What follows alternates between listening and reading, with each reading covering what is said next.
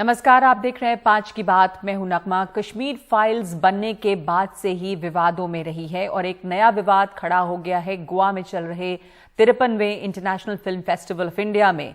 Kashmir files जो राष्ट्रीय film पुरस्कार से सम्मानित है, वो इस फिल्म समारोह में कंपटीशन सेक्शन में दिखाई गई।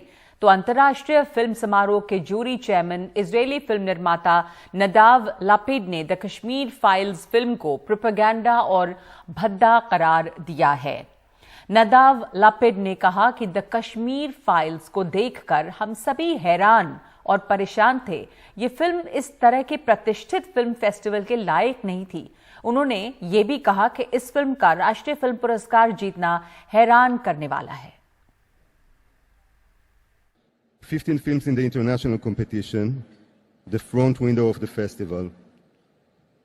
14 out of them had their cinematic qualities and defaults and evoked vivid discussions. We were, all of us, disturbed and shocked by the 15th film, by the movie Kashmir Files, that felt to us like a propaganda vulgar movie, inappropriate for an artistic competitive section of such a prestigious film festival. I feel totally comfortable to share openly these feelings here with you on stage, since the spirit that we felt in the festival can surely accept also a critical discussion, which is essential for art and for life. Thanks a lot. तो इसे लेकर काफी हंगामा इसलिए मचा, controversy इसलिए भी हुई क्योंकि ये भारत सरकार का आयोजन है और इस फिल्म को भारत सरकार ने काफी प्रमोट किया, बल्कि कई बीजेपी शासित राज्यों में इसे टैक्स फ्री किया गया। अभिनेता अनुपम खेर ने इजरायली जूरी के बयान पर एतराज जताते हुए कहा कि ये सब पूर्व नियोजित ढंग से किया गया है। अगर उनको पिक्चर फिल्म पसंद नहीं आई है, वो उनकी पर्सनल राय थी। वो कह सकते थे कि मुझे फिल्म पसंद नहीं आई, मगर उनके शब्दों के चयन को मैं पूरी तरह से रिजेक्ट करता हूं। उनका ये बोलना कि ये वल्गर प्रोपेगेंडा है, ऐसा इंसान ही वल्गर होता है। ऐसा इंसान जिसकी सोच ऐसी है, जिसकी सोच में मानवता नहीं है और जो वो उस कंट्री से आता है जो हॉलोकॉस्ट की विक्टिम रही है। अगर उनको उनका दर्द नहीं समझ में आएगा तो कश्मीरी पंडितों का, कश्मीरी हिंदुओं का एक्सोडस का पेन इनको कैसे समझ में आएगा। कोई भी रिश्ते तो जुड़े हैं, क्योंकि दर्द जो है वो रिश्ता जोड़ता है। और एक आदमी ऐसा बोले, आपको क्या लगता है कि इस तरह की बातें हमारे हिंदुस्तान में नहीं होती? ये टूल किट गैंग है। जैसे ही ये इन्होंने speech the, I think 30 second के अंदर भरमार आ गई सबकी। हाँ, देखिए। तो इसका मतलब है, और मुझसे किसी बड़े विश्वस्त सूत्रों ने कहा कि उससे पहले पूरी रात अपने कमरे में नहीं थे, पता नहीं कहाँ थे। Everybody knew that this is the statement that he is going to make and he wrote that speech which was not he was supposed to speak. So it's a very pre-planned kind of a thing. It's unfortunate, but that's it. तो Israeli director ने भारत सरकार द्वारा आयोजित कार्यक्रम में मंच पर ये बात कही है, इसलिए भी कि इस पे काफी ज्यादा विवाद हुआ है और इसका दोनों देशों की कूटनीति पर असर हो सकता था। इसलिए तुरंत ही इजरायल के राजदूत के खेद जताते हुए इस पर बयान आया है।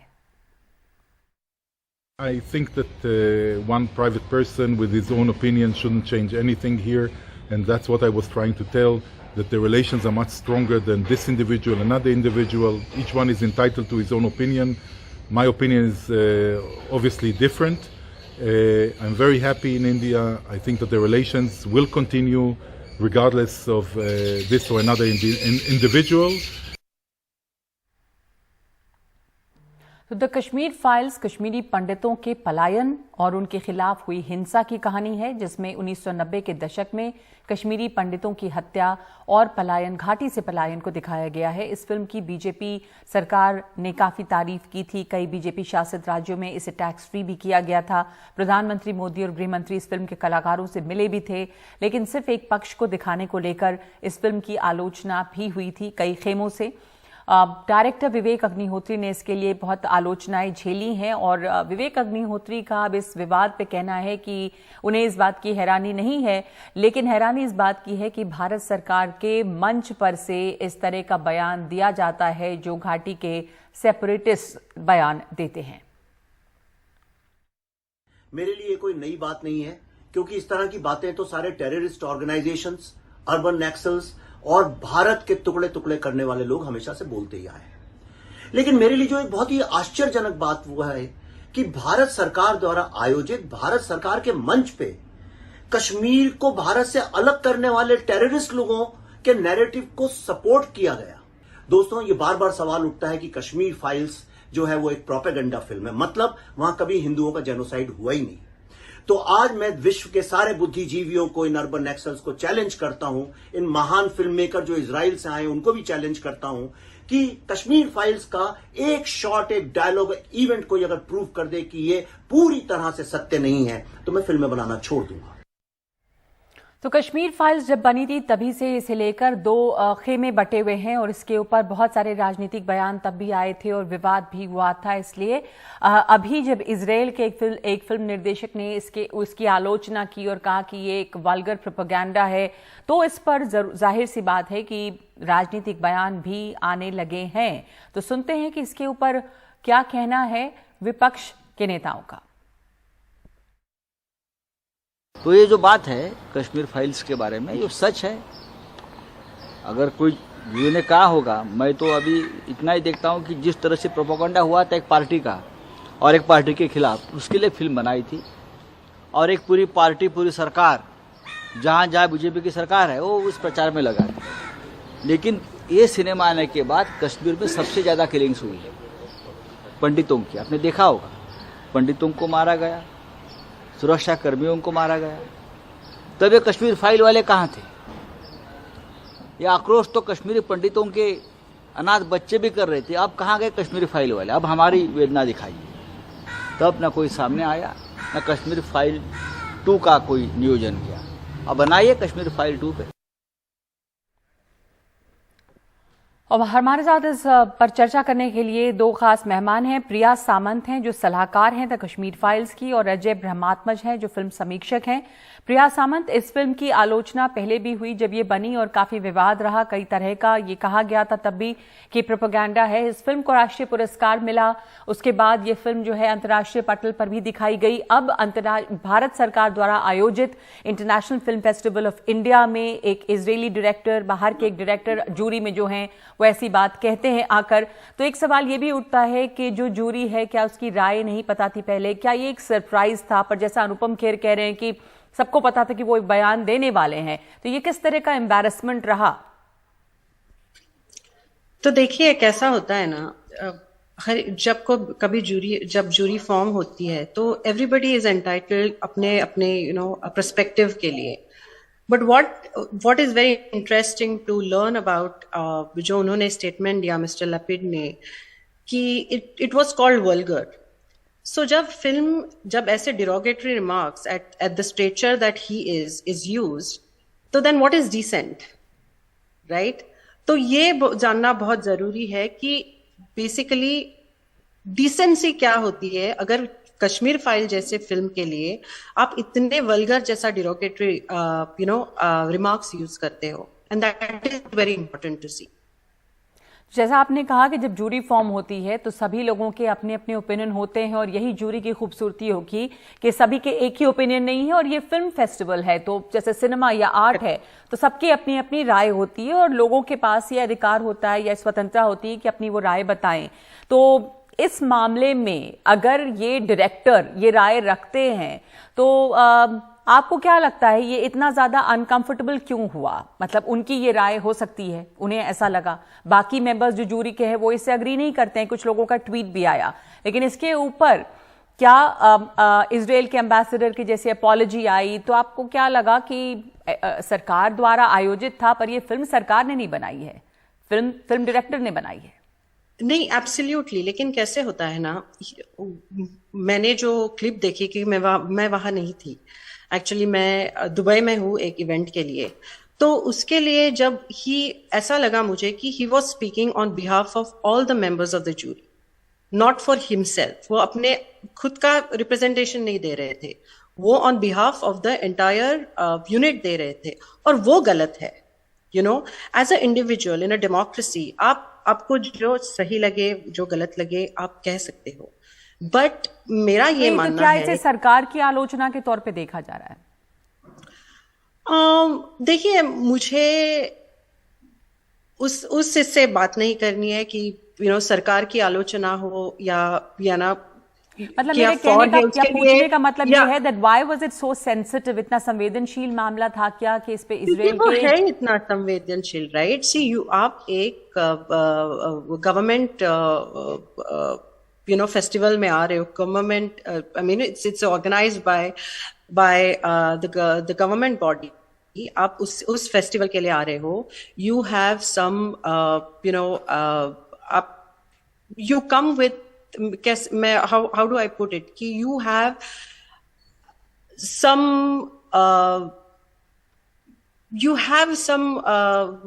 how do I'm not getting the right word, जी, you are responsible for it, you are responsible for that platform, you have to give back to that platform।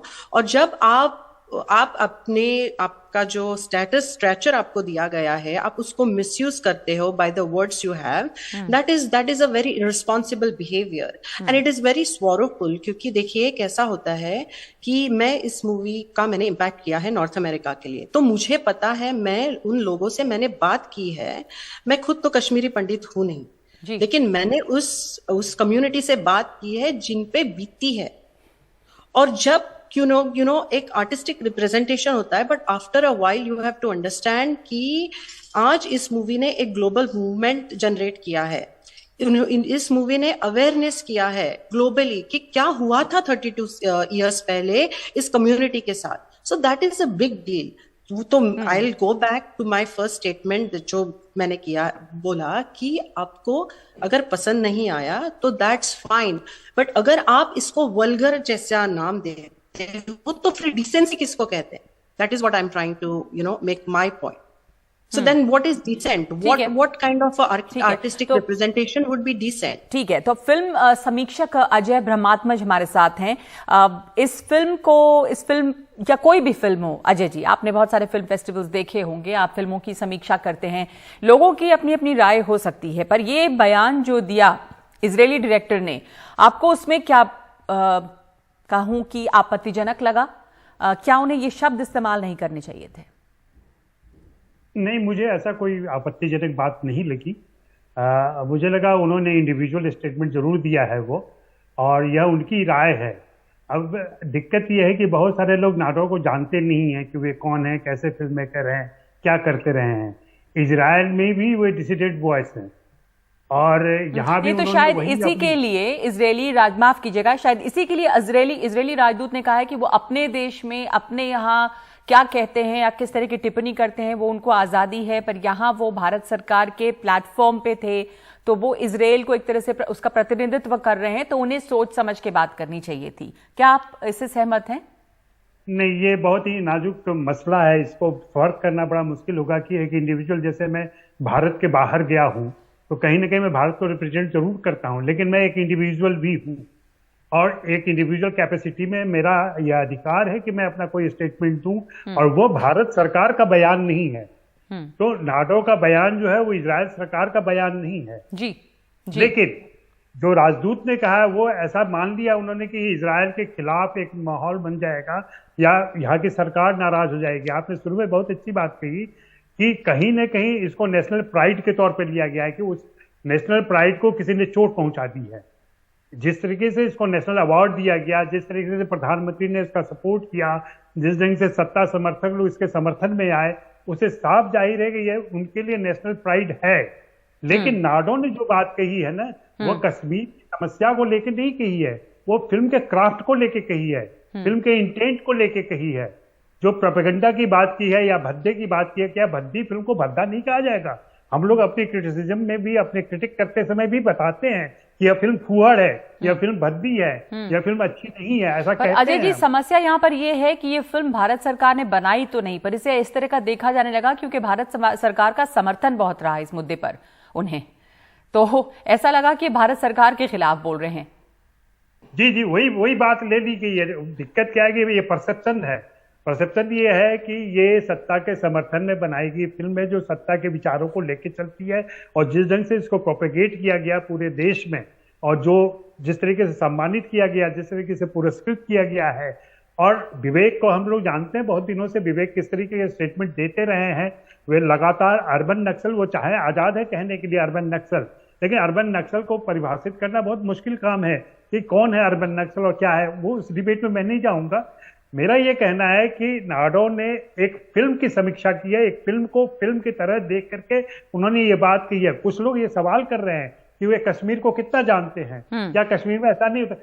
मैं एज ए क्रिटिक, मैंने भी जब ये फिल्म आई थी तो इसकी आलोचना की थी, लेकिन कश्मीर के मुद्दे को समझना, कश्मीर के मुद्दे पर बात करना एक अलग बात है। जब आप फिल्म बना रहे हैं, फिल्म एक आर्ट फॉर्म है और उसकी आलोचना क्रिटिक भी करेंगे, उस पर कोई भी टिप्पणी कर सकता है बतौर फिल्म, और बतौर फिल्म उन्होंने इसकी आलोचना की है। तो प्रिया जी, क्या आपको ये लग रहा है कि ये जो इससे कश्मीरी पंडित जो हैं दुनिया भर में, उनकी भावनाएं आहत होती हैं? क्योंकि जैसा अजय ब्रह्मात्मज कह रहे हैं कि ये बात फिल्म के क्राफ्ट की है, कश्मीरी पंडितों का दर्द कहानी जो है वो अपनी जगह है, उससे ऐतराज नहीं, पर कोई फिल्म क्रिटिक जो है या जूरी है वो फिल्म की आलोचना तो कर सकता है। देखिए, क्रिटिक हमेशा फिल्म की आलोचना कर सकता है, that is not issue at all. The words that are used, you know, in and जो प्लेटफॉर्म मिलता है उस पे आप जिस तरह के वर्ड्स यूज करते हैं, that has repercussions, you know, आपको ये जानना बहुत जरूरी है कि उसके फिर आफ्टर इफेक्ट्स क्या होते हैं। सही कहा आपने। तो इसी बात को लेकर चिंता रही कि क्या उसका असर होता है इसके बाद में, जो शब्द उन्होंने इस्तेमाल किए हैं, और इसलिए होता है। और हम इसलिए तो हम बात कर रहे हैं कि इसका असर जरूर होता है, और उससे क्या होता है ना कि it is very hurtful for a community, बहुत हर्ट होता है एक नेशन के लिए, and you know people who believe in the cause or even disagree in the cause, that's completely fine, but it shows कि आपको जब कभी जो जिस तरह का स्ट्रेचर दिया जाता है कि आपको उस पे रिस्पॉन्सिबली बात करनी चाहिए। तो आपका कहना है कि शायद ये फिल्म डायरेक्टर जो है इजराइल के, उन्होंने जो उनको प्लेटफॉर्म दिया गया, उन्होंने जिम्मेदारी से बात नहीं की है। धन्यवाद आपका प्रिया जी और अजय ब्रह्मात्मज, बहुत बहुत शुक्रिया हमारे साथ जुड़ने के लिए और चर्चा करने के लिए कश्मीर फाइल्स के मुद्दे पर, जहां पर एक इजरायली डायरेक्टर के बयान को लेकर विवाद खड़ा हुआ। हालांकि इजराइल के राजदूत ने इसके ऊपर एक खेद भी जताया है, एक माफी मांगी है। इस वक्त हमारे साथ जुड़ रहे हैं अभिनेता अनुपम खेर। बहुत बहुत धन्यवाद आपका अनुपम खेर जी हमारे साथ जुड़ने के लिए। जो विवाद खड़ा हुआ कश्मीर फाइल्स पे, पहले भी कई खेमे बटे इस पे और विवाद में रही ये फिल्म, लेकिन इसे अब आपको इस पर क्या प्रतिक्रिया आपकी है? इसे प्रोपेगेंडा फिल्म के तौर पर क्यों देखा जा रहा है? मतलब जो कहा इजरायली डायरेक्टर ने, उसे एक ये भी बात लगती है कि कहीं ना कहीं अंतर्राष्ट्रीय पटल पे भी इसे एक प्रोपेगेंडा फिल्म माना जा रहा है। आपकी क्या प्रतिक्रिया है? अंतर्राष्ट्रीय मंच पर नदाव जो इनका नाम है, उनके 3 ही कारण हो सकते हैं।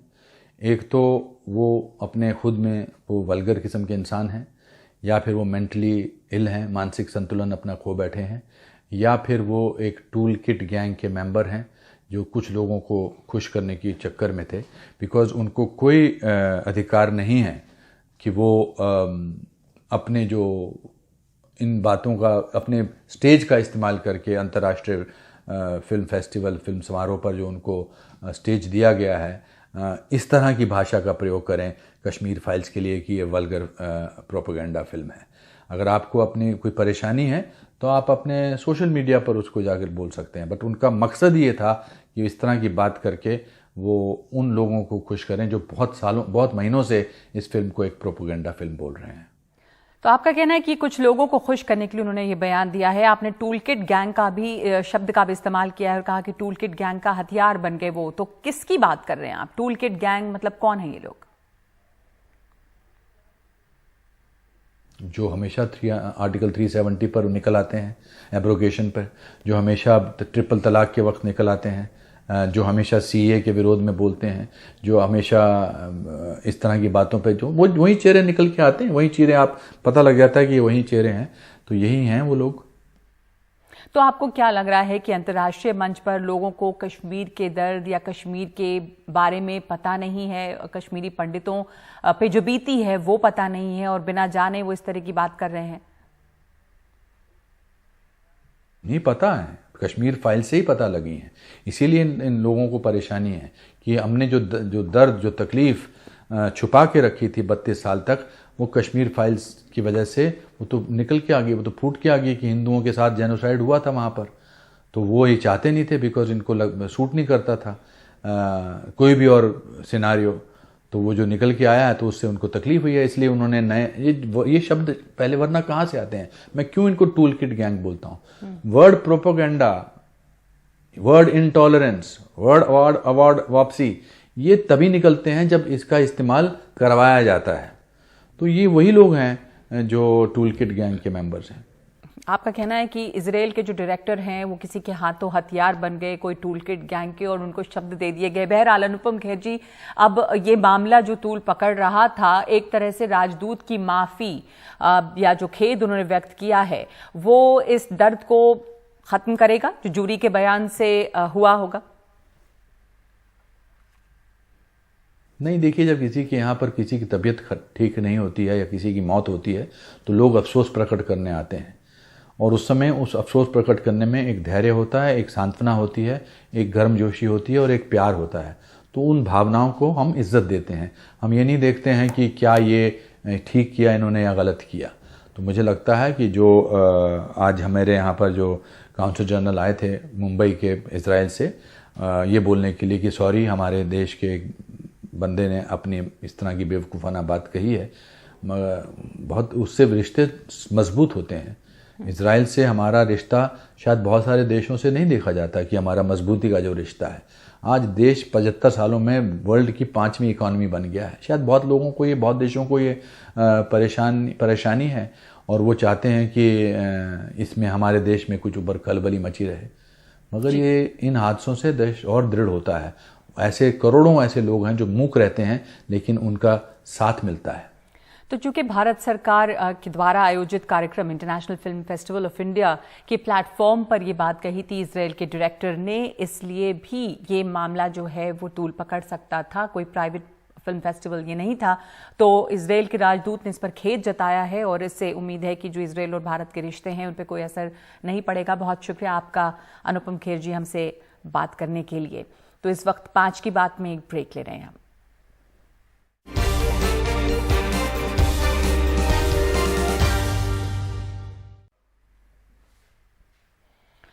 विवेक अग्निहोत्री की फिल्म द कश्मीर फाइल्स जब बनी उसके बाद से कुछ न कुछ विवाद में रही है, लेकिन एक बहुत बड़ा तबका कश्मीरी पंडितों का और दूसरों लोगों का भी ये मानता रहा है कि इससे कश्मीरी पंडितों का जो दर्द रहा है बरसों, वो सामने आया है और बहुत सारे लोगों के लिए ये एक बहुत बड़ा कदम था और लोग बहुत खुश हैं, न सिर्फ हिंदुस्तान में बल्कि दूसरे देशों में भी जो कश्मीरी पंडित रह रहे हैं। लेकिन दूसरी तरफ एक दूसरा गुट भी रहा जो उसकी आलोचना करता रहा और ये कहता रहा कि एक प्रोपेगेंडा फिल्म है। लेकिन दूसरी अब जो है ये international film festival of India के दौरान इजराइल के डायरेक्टर जो जूरी में थे उनका ये कहना कि ये फिल्म एक वल्गर प्रोपेगेंडा है, इसने एक नए सिरे से एक विवाद खड़ा कर दिया है। और इस वक्त हमारे साथ जुड़ रहे हैं कविंद्र गुप्ता जो पूर्व डेप्यूटी चीफ मिनिस्टर रहे हैं जम्मू कश्मीर के। ये बयान जो दिया गया है आज इफी के पटल पे, उसके लिए इजराइल के राजदूत ने माफी भी मांगी है, पर ये जो इस पर विवाद खड़ा हुआ उस पर आपका क्या कहना है? ये एक फिल्म डायरेक्टर हैं जो अपनी राय रख रहे थे, ये भारत सरकार के खिलाफ क्या इस बयान को देखा जाना चाहिए जिसके लिए राजदूत ने माफी मांगी है इजराइल के? देखिए, इस प्रकार के लोग एक मिशन लेकर के यहाँ पर आते हैं और जो एंटी इंडिया प्रोपेगेंडा एक चल रहा है ये उसी का एक हिस्सा है। तो इस बात से इनकार नहीं किया जा सकता कि ये लोग पढ़ाए गए हैं और इनका एजेंडा था ये यहाँ पर आकर के बात करने का। हमने, जहां तक कश्मीर फाइल का प्रश्न है, हमने इस सारे एपिसोड को 30 साल से लगातार करीब से देखा है, और जिस प्रकार से कश्मीर फाइल्स में दिखाया गया वो तो कुछ भी नहीं है। फिल्में सेंसर होकर के उनकी कुछ लिमिटेशंस रहती हैं, तो उसी आधार पर फिल्म में तो हमने देखा है कई महिलाओं के स्तन काट दिए गए, कई लोगों को लाइन में खड़ा करके गोली मार दी गई, किन लोगों का कलेजा निकाल करके उनके बच्चों को खिलाया गया। ये कोई नई बात नहीं है, लेकिन जिस प्रकार से इन्होंने आकर के इसका विरोध किया है तो स्वाभाविक बात है कोई ना कोई एजेंसीज यहाँ पर काम कर रही है। इससे पहले मैं तो ये भी कहूंगा कि सीएए या ये जो किसान आंदोलन थे ये भी उसी चीज का एक हिस्सा है। आपने कल भी न्यूज में देखा होगा कि जो आईएसआई द्वारा राम रहीम को लेकर के वहां पर हरियाणा और पंजाब में तबाही करने का जो प्लान बनाया गया है ये उसी चीज का हिस्सा है। ये अलग अलग शक्तियां हिंदुस्तान के खिलाफ काम कर रही हैं। लेकिन कविंद्र गुप्ता जी, आप इसको हिंदुस्तान के खिलाफ क्यों देख रहे हैं, या क्यों इसमें तोड़ने की बात हो गई? वो एक फिल्म मेकर हैं और वो कह रहे हैं कि अगर ये फिल्म उन्हें भद्दी लगी तो क्या इसमें भारत को तोड़ने की बात क्यों लग रही है आपको? बिल्कुल, देखिए उसी के साथ ही कुछ ऐसे कांग्रेस के नेताओं ने, कुछ ऐसे यहाँ फिल्मकार, यहाँ पर एक्टर या एक्ट्रेसेस हैं जिन्होंने इस चीज का समर्थन करना शुरू कर दिया है। और यहाँ पर हिंदुस्तान में एक समय ऐसा था जब जो हिंदू को गाली निकालेगा वो सेकुलर यहाँ पर कहलाया जाएगा, और इस चीज प्रकार की बातें होती रही हैं। बिल्कुल, कश्मीर ये एक सेंसिटिव हमारा कंट्री है जिसमें अलग अलग भाषाएं, अलग अलग मजहब, अलग अलग चीजें हैं, तो लोग उसी चीज को लेकर के जानबूझकर। लेकिन ये भी है कविंद्र गुप्ता जी कि ये फिल्म तो बनी, लेकिन इसके बावजूद कश्मीरी पंडित जो हैं वो लंबे धरने पर बैठे, आंदोलन पे बैठे हैं, और ये भी सवाल उठता है कि उनके लिए ये सरकार जिसने कहा कि वो उनके हित के लिए काम कर रही है अभी तक क्या किया है। और गृह मंत्री जब वहां पर गए थे तो वो कश्मीरी पंडितों से मिले नहीं, इसको लेकर भी बहुत नाराजगी रही कश्मीरी पंडितों में। शुक्रिया आपका हमारे साथ जुड़ने के लिए और अपने विचार हम तक पहुंचाने के लिए। एक ब्रेक लेंगे हम, और आगे है प्रधानमंत्री पर खड़गे के बयान को लेकर नाराज है बीजेपी।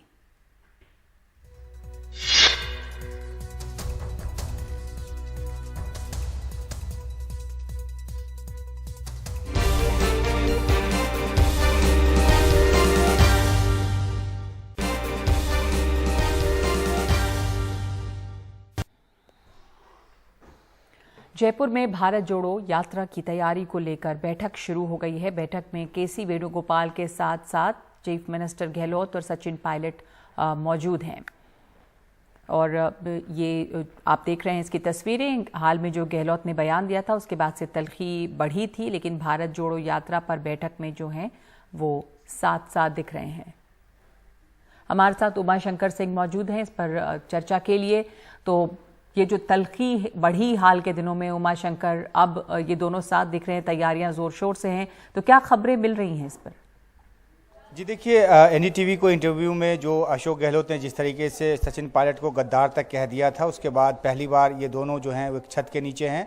मुख्यमंत्री के साथ केसी वेणुगोपाल की जो ये बैठक है ये पहले से तय थी और सचिन पायलट भी इसमें शिरकत कर रहे हैं। जाहिर सी बात है कि दोनों नेता ये दिखाने की कोशिश कर रहे हैं कि जो राजस्थान में भारत जोड़ो यात्रा जो 4 या 5 तारीख से शुरू होगी और 20 तारीख तक चलेगी, उसको मिलजुल कर पूरा करना है। और इसी सिलसिले में बैठक भी हो रही है, लेकिन जो दोनों के बीच की तलखी है वो ख़त्म नहीं हुई है। ज़रूर ये है कि सचिन पायलट ने जो एक प्रतिक्रिया दी थी, काफ़ी संयमित प्रतिक्रिया थी, और उन्होंने कहा था कि राजनीति में पद आते जाते रहते हैं, इस तरह की भाषा का इस्तेमाल नहीं करना चाहिए। तो दोनों का झगड़ा अपनी जगह बरकरार है। ये भी कहा जा रहा है कि जब राजस्थान से भारत जोड़ो यात्रा गुजर जाएगी तो उसके बाद प्रदेश में कोई फैसला लिया जाएगा। और बहुत कयास इस बात के भी लगाए जा रहे थे कि संगठन महासचिव केसी वेणुगोपाल जब जयपुर में हैं तो शायद वो विधायकों से भी बात करें, लेकिन जो सूत्र हैं वो बताते हैं कि अभी फिलहाल इस मुद्दे को नहीं छेड़ा जाएगा। और एक बार जब ये यात्रा खत्म हो जाएगी, जयपुर से गुजर जाएगी, तो उसके बाद जो है वहाँ पर जो पद है उसको लेकर, सीएम पद है उसको लेकर फैसला किया जा सकता है, क्योंकि हाईकमान पहले ये मन बना चुका है। और इसी वजह से अशोक गहलोत खेमे में एक बेचैनी भी देखी गई है। जानकारी ये भी है नगमा की जो 70% विधायक हैं उनका ये कहना है कि हाईकमान जो फैसला करेगा हम उसके साथ रहेंगे। और इसके पीछे की वजह यह है कि अगले साल जब चुनाव है तो जो पार्टी सिंबल इन विधायकों को मिलना है या उम्मीदवारों को मिलना है वो AICC की तरफ से मिलना है, KC वेणुगोपाल की तरफ से दिया जाना है। तो ऐसे में लगता है कि जो एक राजनीतिक उठापटक का दौर जो कांग्रेस राजस्थान में चल रही है वो उसका एक और जो एपिसोड है वो 20 दिसंबर के बाद शुरू हो सकता है। नगमा जी, शुक्रिया आपका। ये तस्वीरें दिलचस्प हैं। इतनी तलखी के बाद ये दोनों नेता एक साथ दिखाई दे रहे हैं। उनकी तलखी ख़त्म तो नहीं हुई, लेकिन ये भी एक बड़ी बात है कि उसके बाद यहाँ पर दोनों आए हैं और एक जगह पर हैं। अशोक गहलोत ने काफ़ी कुछ कहा था सचिन पायलट के खिलाफ। अब भारत जोड़ो यात्रा वहाँ पहुँचने वाली है, तो ये कोशिश है कि भारत जोड़ो यात्रा के दौरान इस वजह से किसी तरह की कोई बाधा ना हो जब राहुल गांधी वहाँ पे पहुँचेंगे अपनी भारत जोड़ो यात्रा के साथ, और इसी की तैयारी यहाँ पे नज़र आ रही है।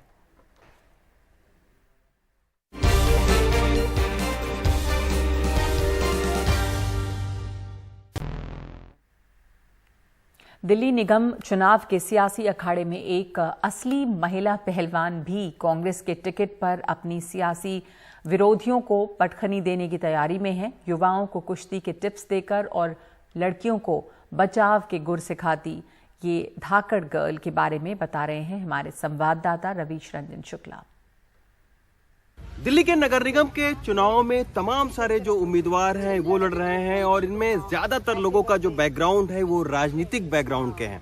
लेकिन मैं इस वक्त सरस्वती विहार के वार्ड में आया हूं और यहां पर आप देख सकते हैं कि दीपिका देसवाल हैं जो कि पहलवान रह चुकी हैं और 3 बार यूनिवर्सिटी टूर्नामेंट में गोल्ड मेडल हासिल कर चुकी हैं। तो ये आप देख सकते हैं कि दीपिका देसवाल जो है वो जहां पर जा रही हैं तो जो यंग एज के लोग हैं वो उनसे कुछ ना कुछ पहलवानी के गुर सीखते हैं। हालांकि ये पहलवान भी रह चुके हैं, इसके बाद में काउंसिल भी हैं और तमाम सारा जो समाज सेवा है इन्होंने किया हुआ है। ये कुछ आसपास पहलवान भी इनको सपोर्ट करने के लिए आए हैं, कुछ नेट बॉल के प्लेयर हैं वो भी यहाँ पर मौजूद हैं। दीपिका जी ये बताइए कि पहलवानी का, कुश्ती का सबसे बढ़िया दांव कौन सा है जो अब तक आजमाती आई हैं आप? धोबी पछाड़ है और एक थाइस को करके जो सीधा डायरेक्ट अटैक करते हैं बैक साइड में वो है धोबी पछाड़। हाँ, धोबी पछाड़ का तो हम लोगों ने भी बचपन में नाम सुना है। हाँ जी, हाँ जी, अच्छा, मोस्ट फेमस। अच्छा अच्छा तो इस बार आपके सामने बहुत कड़ी चुनौती है। आम आदमी पार्टी के उम्मीदवार हैं, बीजेपी के यहाँ से निवर्तमान पार्षद रह चुके हैं, तो उनको किस तरीके से आप धोबी पछाड़ देंगी सियासत में? उनको तो हमने डे फर्स्ट ही धोबी पछाड़ दे दी थी। They are those candidate who were not able to fill their forms. अच्छा, वहाँ पे जो हमने ऑब्जर्व किया वहाँ पे गए, she was just about to weep. तो जो लोग अपना फॉर्म तक खुद नहीं भर सकते और जब वो फिर क्या वो इलेक्शन लड़ेंगे, क्या वो लोगों के काम करेंगे? कहने को कहते कि हम पढ़े लिखे हम ये हैं, जब कोई अपना खुद का फॉर्म ही नहीं भर पा रहा है, उसको प्रोसीजर भी नहीं पता, तो फिर वो कहाँ से चीजें करेंगे? अच्छा, ना उन्हें। अच्छा, लेकिन दीपिका जी आपके साथ स्पोर्ट्स पर्सन ज्यादा नजर आ रहे हैं और कोई कांग्रेस का उस तरीके से लीडर प्रचार भी यहाँ पर नहीं कर रहा है, तो आपको नहीं लगता है कि आपकी सियासी जो लड़ाई है वो काफी मुश्किल भरी है? शुरू से ही मुझे मुश्किलों जो चुनौतियां है ना उनका सामना करना आता है। अच्छा, कहते हैं कि अकेला चना बाढ़ नहीं फोड़ सकता, लेकिन हमेशा अकेले चने नहीं बाढ़ फोड़ के मैंने दिखाया है। आपने दिखाया है? चैलेंज को हमेशा एक्सेप्ट किया और उस पर पूरी खरी भी उतरी हूँ। चलिए अब ये चुनाव के नतीजे बताएंगे कि आखिर दीपिका देसवाल कैसे अपने जो सियासी प्रतिद्वंदी हैं उनको पटकनी लगाती हैं। लेकिन निश्चित तौर पर तमाम सारे ऐसे उम्मीदवार हैं जो कि अपना नौकरी छोड़ के और अपनी जो शौक है उसको छोड़कर इस चुनावी मैदान में कूदे हैं। नतीजे बताएंगे कि कितना जनता इनको एक्सेप्ट करती है। दिल्ली के सरस्वती विहार से हरिकिशन शर्मा के साथ रवीश रंजन शुक्ला, NDTV इंडिया।